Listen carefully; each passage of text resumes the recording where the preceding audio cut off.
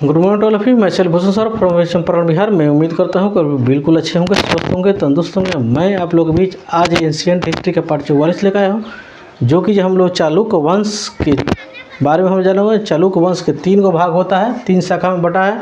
उसमें से हम लोग वातापी के बारे में हम लोग कंप्लीट रूप से इसको जानेंगे। और आज के बाद इतना ज़रूर उम्मीद रखिए कि किसी भी प्रकार के ऑब्जेक्टिव, चाहे कोई भी भारत की एग्ज़ाम हो, तो क्या कोई एक जो ऑब्जेक्टिव आपका ऑब्जेक्टिव छूटने नहीं जा रहा है। ठीक है, तो ध्यान दीजिए। चालुक्य वंश 550 से लेकर 757 ईस्वी तक ये रहता है। ये सतपुड़ा जो पर्वत के दक्षिण में चालुक्य वंश की स्थापना हुआ था। कहाँ पे? सतपुड़ा जो पर्वत है उसके दक्षिण में ये चालुक्य वंश की स्थापना हुआ था। ठीक है, इसकी कितनी शाखा थी? 3। एक थी पतापी, जिसको बादामी भी बोलते हैं। ठीक है, दूसरा का कल्याणी, तीसरा का वेगी। तो आज हम लोग जानेंगे पतापी। पतापी जो है, इसका वर्तमान जो नाम बादामी है। क्या नाम है? वर्तमान के नाम, पुराना नाम है पतापी और वर्तमान में बादामी के नाम से जाना जाता है। ठीक है, ये तीनों चालुक्यों में सबसे दक्षिण स्थित थी। कौन? पतापी। ठीक है, सबसे दक्षिण थी। इसी के चालुक्यों ने क्या किया था? नींव डालते हैं। नहीं, पतापी के जो चालुक्य जो थे, वहीं ये चालुक्य वंश के क्या किए थे? नींव डाले थे। इस वंश के संस्थापक कौन थे? जय सिंह। यानी पतापी वंश के जो संस्थापक कौन थे? ये जय सिंह थे, जिसके बारे में जानकारी कैरा ताम्रपत्र अभिलेख से प्राप्त होता है। किससे प्राप्त होता है?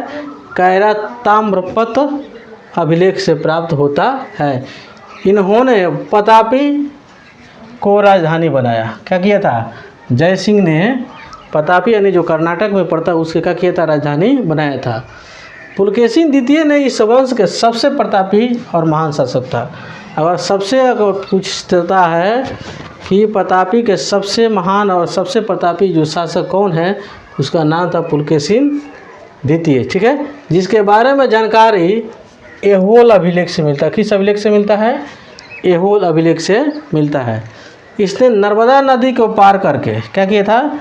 नर्मदा नदी के पार करके जो कनौज के जो शासक हर्षवर्धन थे, उसको क्या किया? पराजित कर दिया। ठीक है, इसने दक्षिण भारत में पल्लव शासक महेंद्र वर्मन को पराजित कर दिया। ठीक है, उसके बाद से इसके राजधानी जो थी कांची, उसको जीत लिया। और जीतने के बाद में कांची कुंड के उपाधि धारण कर लिया। क्या कर दिया? कांची कुंड का उपाधि धारण कर लिया। कौन? पुलकेशिन द्वितीय। ठीक है, पुलकेशिन द्वितीय दोबारा आक्रमण किया। कहाँ पे? पुलकेशिन द्वितीय ने फिर से दोबारा आक्रमण किया। ठीक है, पल्लव के शासक नरसिंह वर्मन ने, ठीक है, इसे पराजित कर दिया। क्या कर दिया? पल्लव के शासक जो नरसिंह वर्मन ने क्या कर दिया? यानी दोबारा उन्होंने, कहने का मतलब है पुलकेशिन द्वितीय ने दोबारा क्या किया था? आक्रमण किया था पल्लव के शासक पर। ठीक है, लेकिन पल्लव के शासक जो नरसिंह वर्मन थे, उस समय उनको क्या कर दिए? पराजित कर दिए। अब पराजित करके उसके पीछा करते करते कहाँ चले गए? वातापी पहुँच गए। कहाँ पहुँच गए? वातापी पहुँच गए और वातापी को जीत लिए। क्या कर दिए? वातापी को जीत लिए। और जीतने के बाद, ठीक है, ये कौन जीतता है? नरसिंह वर्मन जीतता है। कौन जीतता है? नरसिंह वर्मन, जो कि जब पुलकेशिन द्वितीय को हरा देता है। कहने का मतलब, हरा के वातापी उसको जो राजधानी जो था उसको जीत लेता है। जीतने के बाद में ये नरसिंह वर्मन ने वातापी कुंड के उपाधि धारण कर लेता है। जिस तरह ये पुलकेशिन द्वितीय ने कांची को जीत कर कांची कुंड का उपाधि धारण करता है, उसी प्रकार नरसिंह वर्मन ने पतापी को जीत कर पतापी कुंड के उपाधि धारण कर लेता है। और पुलकेशिन द्वितीय का हत्या भी कर देता है। वहीं पर पुलकेशिन द्वितीय क्या करता है, ये नरसिंहवर्मन हत्या कर देता है। इसके अतिरिक्त इन्होंने वातापी में स्थित, ठीक है, मल्लिकार्जुन, क्या है, मल्लिकार्जुन मंदिर के दीवार पर क्या करता है, अपना अभिलेख लिखवा देता है। कौन, नरसिंहवर्मन, ठीक है। पुलकेशिन द्वितीय के दरबार में 641 ईस्वी में चीनी यात्री आया था जिसका नाम था वेनसंग। क्या नाम था, वेनसंग, याद रखना है। यह जो वेनसंग जो है ये हर्षवर्धन के भी समय में ये आया हुआ था, ठीक है, क्योंकि पहले इसके डिटेल्स हमने बता चुका हूँ। पुलकेशिन द्वितीय ने ईरान के राजा खुसरो द्वितीय के दरबार में अपना एक दूत मंडल को भेजा था। क्या किया था, अपने एक दूत मंडल को भेजा था। पुलकेशिन द्वितीय के राजकीय कवि कौन थे, रवि कीर्ति थे। कौन थे, रवि कीर्ति। इस वंश के अंतिम शासक कीर्तिवर्मन थे। कौन थे, कीर्तिवर्मन। तो याद रखना है कि ये प्रतापी वंश के सबसे अंतिम जो शासक थे कौन, कीर्तिवर्मन थे, ठीक है, ठीक, कीर्तिवर्मन द्वितीय। कीर्तिवर्मन की हत्या दंती दुर्ग ने कर देता है। कौन कर देता है, कीर्तिवर्मन के हत्या दंती दुर्ग ने कर देता है और इसने इसके स्थान पर राष्ट्रकूट वंश का स्थापना कर देता है। कौन, ये कौन, दंती दुर्ग ने, ठीक है। चालुक्यों को अपना सामंत बना लिया। क्या कर लिया, उसके बाद जितने भी चालुक्य थे उसको अपना सामंत बना लेता है। अगला आता है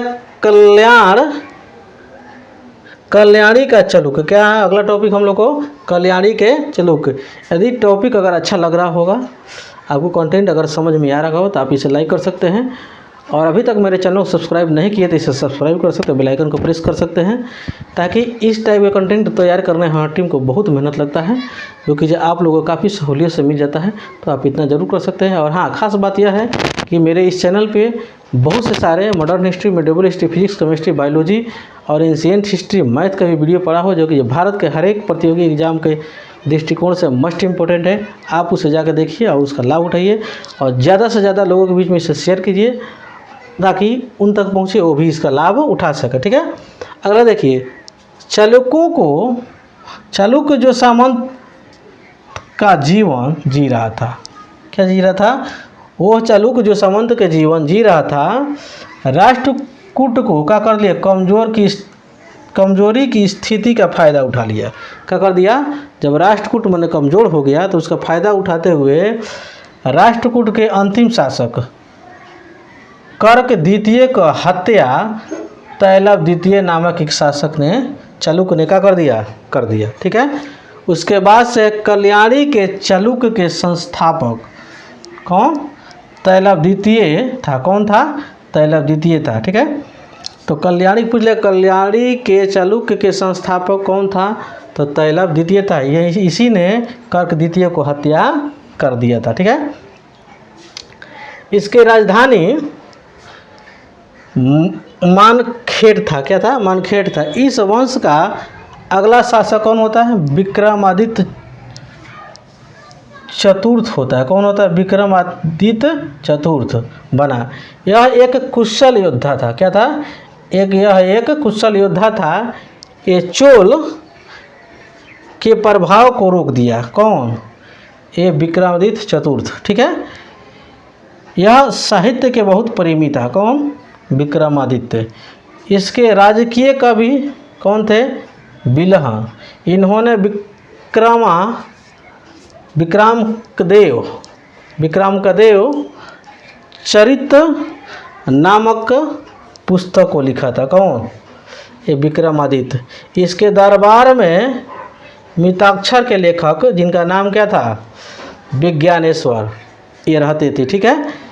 मिताक्षरा का संबंध किससे था, हिंदू कानून से था। किससे था, हिंदू कानून से था।